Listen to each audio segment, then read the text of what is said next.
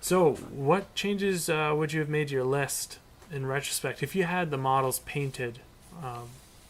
Well, it's a little bit tough. 2,000 points is pretty narrow. I mean, I don't have a lot of model count in the first place with Wood Elves. I would have to consider trying to get at least one more Treekin in. I think, the 6 is great, but it might be a little expensive at 2,000 points. But if I had even one more, I'd have something to do in case I got flanked. And I just have another 3 attacks on the front, too, because you get the full 3 attacks over your fellows. A few more musicians. There's a couple, musicians I don't have modeled up for the Glade Guard or War Dancers yet.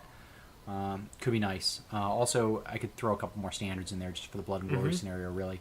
I agree with that one for sure. I had that practice game last night against my buddy Jamie's Corn Demons, and I actually had that unit of archers with the standard in ranks beat or actually just tie. If they had a musician, they would have beat a unit of, I think it was 2 Fleshhounds left. They drew them in combat 2 rounds running, and they would have beat them both times, and they'd been testing on leadership -1, which would have been enormous. This game, it wasn't a huge a deal, but it still would have been nice to be able to reform and still move a little bit. Yeah. They're just so good. They're so good now. It's just foolish not to. A bigger for me is just practice. 8th edition works significantly different than 7th. There's a lot of neat little variations, stuff like I mentioned before, like the not being able to reform and shoot.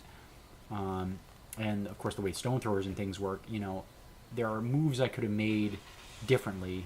Be a little more conservative with the BSB. Don't block my stupid Treekin. Order of charges. Order of charges, yeah, it's something you really have to get used to, being able to do things with the sequential charges. There were a couple of places, with the Spider Riders that were able to flee, which I could have just shot and not even wasted the time. Or, not leaving my Ultra Noble hanging out to dry. I could have charged with the Dryads first, do something else a little bit different. It's mostly practice.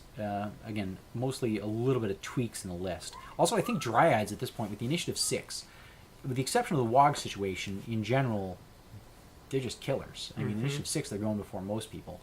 If you actually make a real ranked unit out of them, like take 12, 15, 18 of them, you can really throw a pile of attacks for a pretty low price.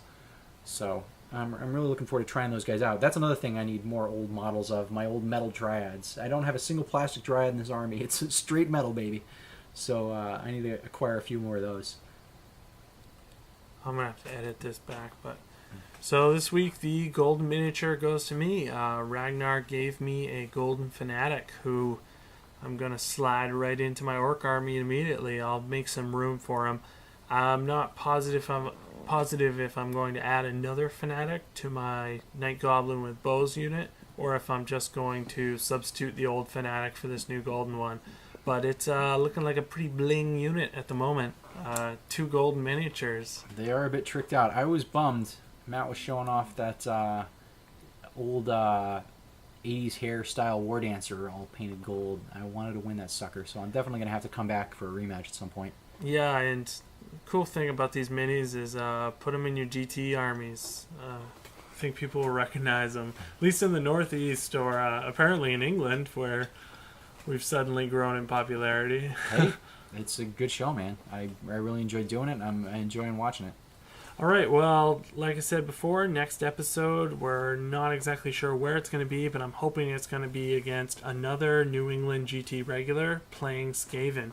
And the week after that, I'll be facing off against the Tales of Battle guys, Kevin Coleman and Matt Burdoff, who they're going to lose, which is going to be really great for me because I'm sure they're going to bring really cool vintage minis painted up gold. That will be for my collection. Freaking awesome. You got to get those models. You got to get vengeance on Kevin for me. Kevin won the Colonial GT, I think 3 years ago, with the Goblins beating me in the 5th round. These same Wood Elves.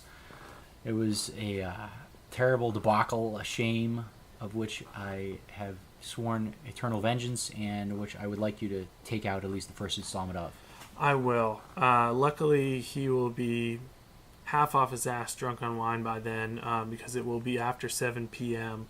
So I don't think it'll be too tough of a match. Well, as long as he's just screaming copious vomit as he thinks of Throg the Troll King instead of actually copiously vomiting on the table, it's going to be a good time. And luckily he's playing goblins, so I think demons have a pretty good game against goblins. I think you may have a shot. The nets are not my friend for sure, but everything else about the list screams, thank God I rolled up against goblins. All right, well, thanks for listening to another episode of Bragging Rights. We'll be back in about a week or so.